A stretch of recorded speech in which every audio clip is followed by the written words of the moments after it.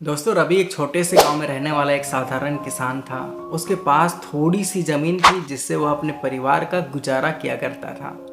हर साल की तरह इस बार भी उसने अपनी पूरी मेहनत और शिद्दत से फसल उगाई, लेकिन इस बार हालात कुछ अलग थे। गांव में बारिश कम हुई थी और सूखे की वजह से उसकी फसलें पूरी तरह से बर्बाद हो गई।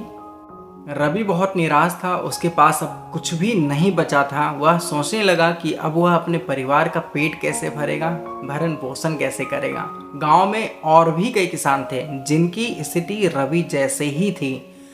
सबने सोचा कि इस बार तो शायद भगवान ने भी उनका साथ छोड़ दिया है। अब क्या हो सकता है, हमारे पास कोई ऑप्शन भी नहीं है।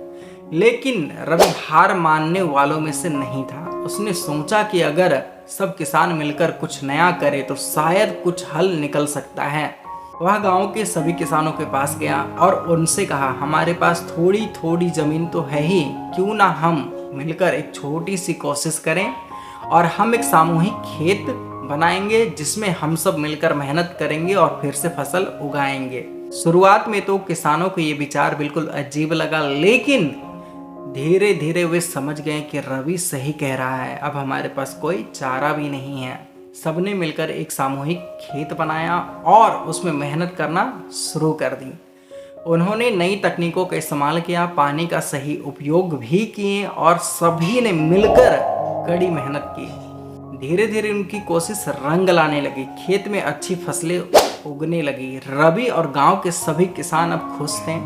उन्होंने समझा कि सभी लोग जब मिलकर काम करते हैं तो मुश्किलें भी आसान हो जाती हैं। रवि की छोटी सी कोशिश ने पूरे गांव की एक नई दिशा दी। अब गांव के हर लोग हर साल सामूहिक खेत में काम करते हैं और अच्छी फसल उगाते हैं। इस बार जब बारिश कम हुई तो भी उन्होंने अपने मेहनत और एकता में एक बार फिर सफलता प्राप्त की। दोस्तों, इस कहानी का संदेश यह है कि एकता और मेहनत से किसी भी मुश्किल का सामना किया जा सकता है। तो दोस्तों, उम्मीद करता हूँ ये कहानी आपको अच्छी लगी है। अगर अच्छी लगे तो लाइक शेयर सब्सक्राइब कर देना। मिलते हैं एक और एक्साइटिंग कहानी के साथ, तब तक के लिए जय हिंद।